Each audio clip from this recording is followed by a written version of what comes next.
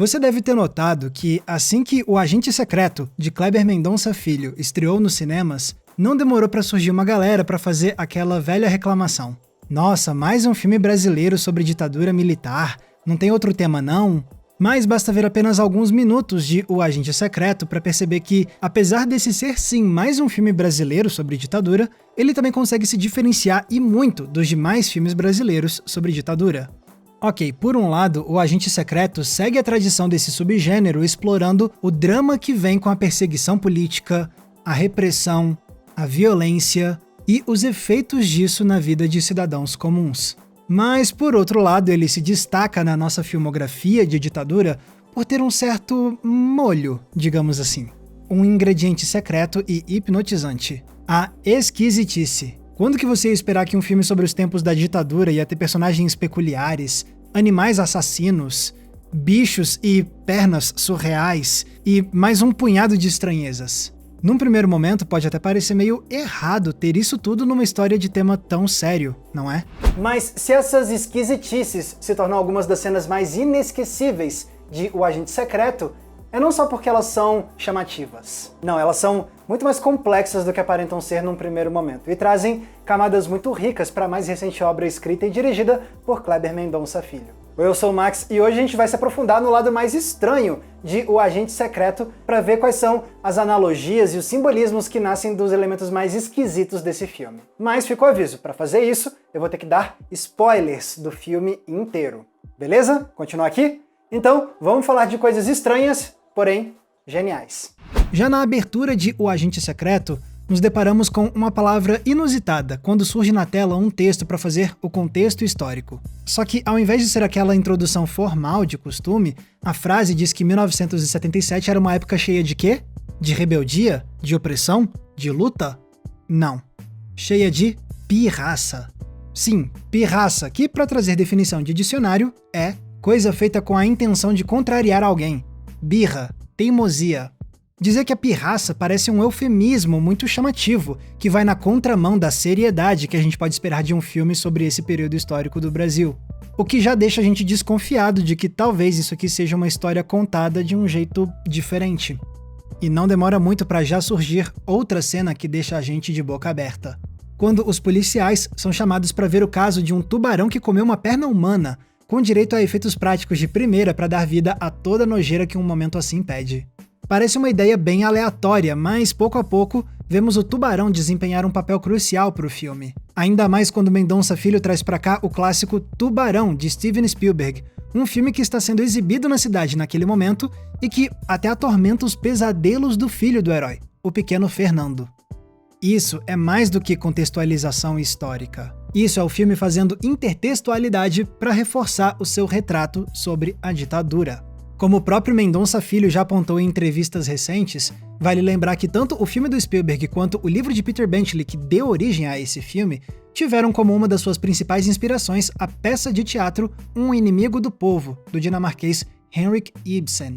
Nela conhecemos um médico que descobre que as águas termais da sua cidade litorânea estão contaminadas, mas o alerta dele vai contra o interesse econômico daqueles no poder, já que essas águas termais são uma grande atração turística que enriquece a cidade.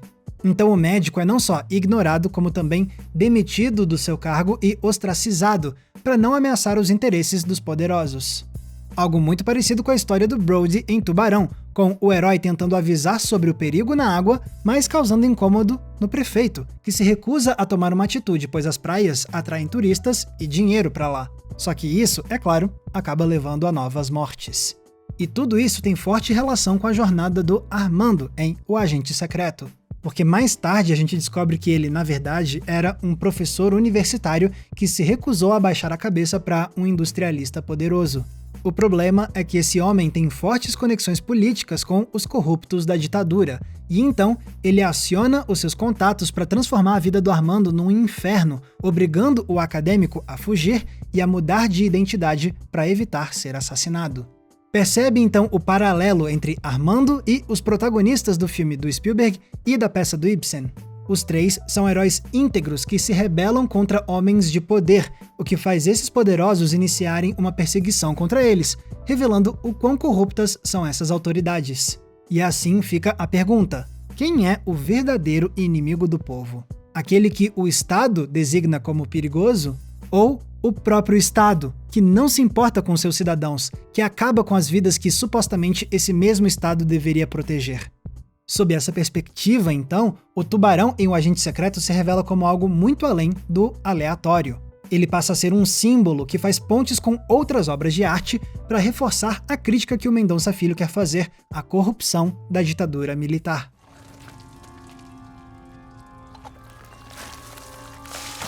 A próxima bizarrice que pega a gente de surpresa em O Agente Secreto é mais um animal. Quando o Armando chega na sua nova casa e é recebido pela maravilhosa Dona Sebastiana, a senhora apresenta ao Armando o bichinho que vive ali. Uma gata com 2 rostos, batizada com 2 nomes. Eliza e Elis. Liza e Elis? É. Não tem uma pessoa que veja isso e não pense, mas que diabos é esse gato? Na vida real, essa aí é a Carminha, uma gata de um rosto só. O segundo rosto foi criado com efeitos especiais computadorizados mesmo.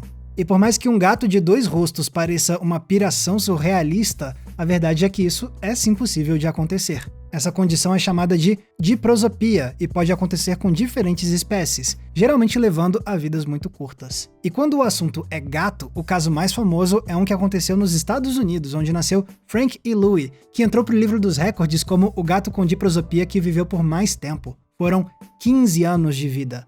Mas esse tipo de felino também é chamado por outro nome, gato Jano.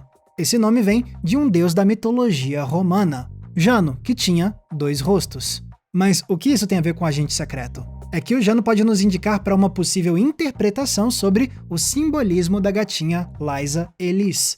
Na mitologia romana, Jano é o deus das transições, da mudança que vem com o tempo, olhando simultaneamente para o passado e para o futuro. E isso tem tudo a ver com o momento que o Armando está vivendo nessa cena. Na nova casa, ele está começando um período de transição na sua vida, deixando para trás a sua antiga identidade de Armando e adotando a nova identidade de Marcelo, com um olho no passado, que o condena injustamente, e outro olho no futuro, que lhe promete salvação. Então é quase como se a gatinha Liza Elis pudesse ser lida como o deus Jano disfarçado, vindo abençoar essa fase de transição do nosso herói.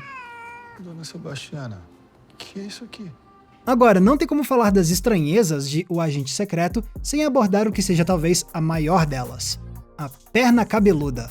Aquela tal perna que tinha sido encontrada lá no começo do filme na barriga de um tubarão, depois acaba ganhando mais importância ao ser levada pra lá e pra cá. Até que chega um ponto em que a imprensa começa a noticiar casos de violência urbana, atribuindo a culpa a uma perna decepada com vida própria e que atacou as pessoas nas ruas de Recife.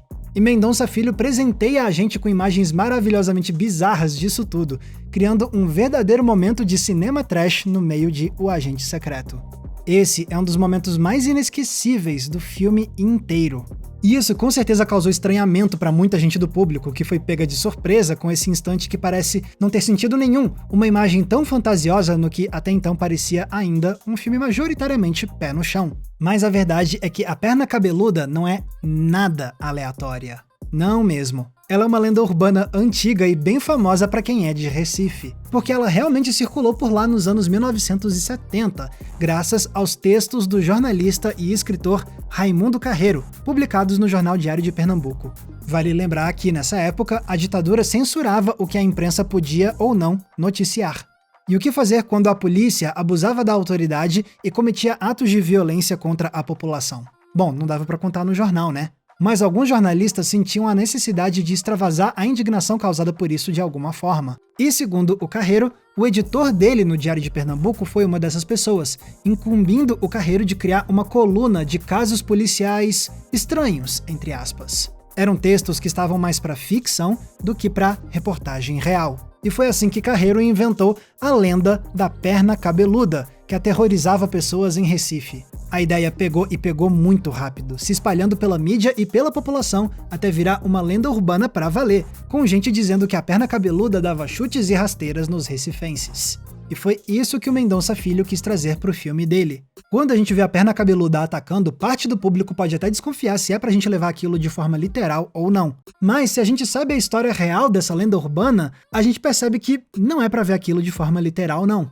Aliás, nem precisamos conhecer aquela lenda urbana antiga. O próprio filme nos indica que talvez aquilo seja invenção e não uma perna que realmente ataca pessoas. Vamos lembrar, por exemplo, que a cena que vem antes do ataque da perna cabeluda é aquela em que os policiais corruptos e os pistoleiros estão no camburão. E aí eles começam a falar sobre a possibilidade de fazer um passeio, entre aspas. Vai ter passeio. Vai ter passeio. Eles nunca dizem explicitamente o que é esse tal passeio, mas levando em conta a corrupção deles, não é exagero entender que o tal passeio seria uma ronda que eles fariam para abusar da autoridade e cometer violência contra quem eles quisessem, quem eles achassem que merecia uma dura, só para eles se divertirem. E logo em seguida disso corta para um parque onde tem vários homens se pegando. Isso é importante porque a comunidade homossexual era uma das minorias que eram alvos da polícia, por serem considerados como imorais. Então, o que seria mais provável? Uma perna decepada ganhar vida e atacar essas pessoas? Ou um grupo de policiais corruptos fazerem um passeio para brutalizar quem eles odiavam e saírem impunes mesmo assim? Até porque eles sabem que uma notícia dessas nunca poderia ser autorizada para sair nos jornais, não é? Então, o que resta? Apelar para a perna cabeluda. Porém, aqueles que conhecem de perto a corrupção da ditadura sabem que não é bem assim. Basta ver a reação desse personagem aqui ao ouvir a história da perna cabeluda no jornal. Inusitado, mas todo mundo sabe o que é isso, né? Pois é, no fundo, a violência da perna morta-viva é uma mentira mais cabeluda do que a própria perna em si. Fica claro, então, que o nível de estranheza de O Agente Secreto vem numa onda crescente, começando com uma palavra inusitada na tela, aumentando para bichos inesperados e chegando a pernas surreais. Tudo isso serve para quebrar as nossas expectativas sobre o que é um filme sobre a ditadura. Mas, ao mesmo tempo, para quem já está acostumado com o cinema de Kleber Mendonça Filho, você olha para essas bizarrices e pensa: ah, mas isso também é a cara dos filmes dele. Porque já faz tempo que o diretor usa o estranho para pontuar os seus dramas. E muitas vezes ele faz isso para reforçar a mistura que ele gosta de fazer entre influência estrangeira e influência brasileira. Por exemplo, se você viu o meu vídeo sobre o primeiro longa do cineasta, O Som ao Redor, você viu que dois dos heróis do Mendonça Filho são o diretor americano de terror John Carpenter e o documentarista brasileiro Eduardo Coutinho. E em O Som ao Redor, a gente percebe como os cinemas desses dois autores se misturam no retrato que o filme faz sobre os horrores ocultos nas interações cotidianas dos seus personagens. Pois eu vejo essa mesma mistura do gringo e do brasileiro nas esquisitices de O Agente Secreto. Vamos pegar o Tubarão, por exemplo. A gente já viu que ele tá aqui muito atrelado ao cinema hollywoodiano de Steven Spielberg. Mas o próprio diretor comentou que isso também foi uma forma dele trazer para o filme uma realidade do Recife, que é de onde ele vem. Porque tubarões são mesmo um problema real nas praias de lá. Essa é uma preocupação meio que cotidiana para quem mora ali. Então a realidade recifense se mistura com o cinema de Hollywood, criando um elo forte de medo compartilhado e compreendido mutuamente. Algo parecido acontece com a perna cabeluda. Como a gente já viu, a origem dela é uma lenda urbana que realmente perturbou os recifenses no passado. Mas essa realidade pernambucana vira trampolim para o Mendonça Filho se divertir e filmar momentos de terror trash que poderiam ter saído de qualquer filme B de horror americano que se tornou clássico cult, ou até mesmo com inspiração no cinema do John Carpenter, que não era exatamente trash, mas que devia estar na mente do Mendonça Filho por ser uma das suas grandes referências. E sim, a mistura do brasileiro com o estrangeiro tá até mesmo na Gatinha de Duas Faces. Afinal, ela tem dois nomes. Um deles é gringo, Liza, que pode ser, quem sabe, uma referência a uma atriz hollywoodiana como Liza Minnelli. E o outro nome é bem brasileiro, Elis, como a nossa famosíssima Elis Regina. Isso tudo demonstra, então, que as bizarrices do filme, além de nos surpreenderem, também deixam que o Mendonça Filho traga essa sua assinatura autoral de misturar o que vem de fora e o que vem daqui da nossa terra para criar algo único na nossa filmografia.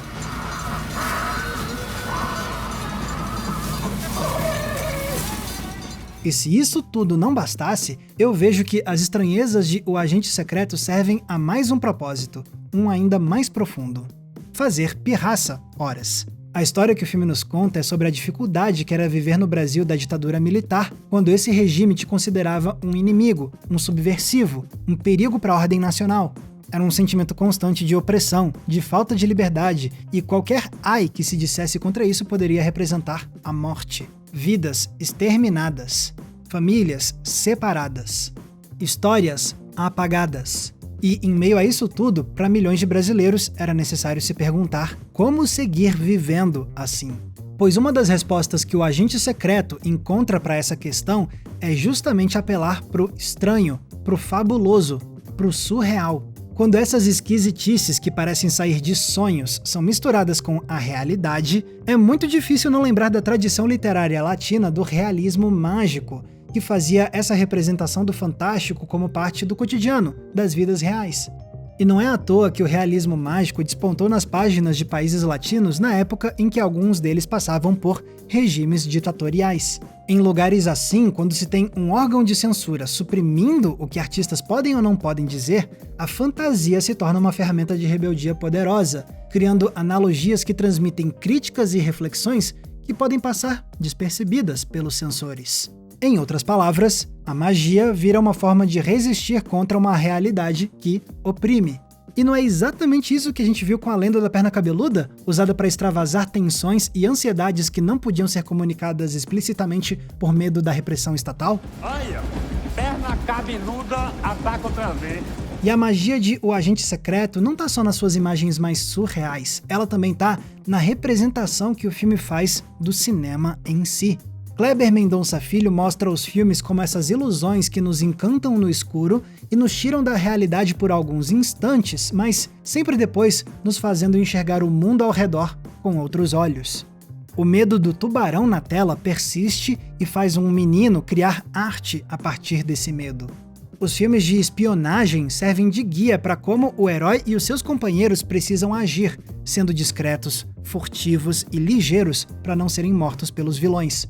Porque, para muitos brasileiros, durante a ditadura, o único jeito de sobreviver era se transformar simbolicamente em agentes secretos, como aqueles que víamos nos filmes. E assim, condomínios viram esconderijos de rebeldes, professores viram espiões, e um desenho com uma cartinha feito por um menino para o seu pai viram documentos ultra-secretos a serem transportados na surdina. Tô me aperreando. Tive que jurar que ia te entregar isso ainda de manhã. O que vemos então em O Agente Secreto é que extrapolar a realidade para os seus limites mais bizarros com fantasias de folclore e de arte é, acima de tudo, um jeito de expurgar os pavores constantes causados por uma ditadura. É usar o surreal para tentar encontrar algum sentido numa realidade brasileira que não parece mais fazer sentido nenhum. E, a partir dessa fantasia, é possível encontrar um pouco mais de força para seguir vivendo, para seguir resistindo, para seguir fazendo pirraça. Eu preciso dos passaportes agora. E durante um bom tempo, nosso herói Armando consegue sim resistir. Até o momento em que não dá mais. Porque no final temos uma quebra muito grande quando somos levados para o presente e descobrimos por meio de arquivos que o protagonista acabou sim sendo assassinado. E nada da gente testemunhar isso, nada de vermos a morte dele ser encenada. É só a frieza de um documento e pronto. Eu ouvi muita gente comentar que achou isso muito anticlímax. Também ouvi gente dizer que não gosta do final porque, de repente, o estilo visual do filme muda por completo, parecendo protocolar e pouco cinematográfico, entre aspas.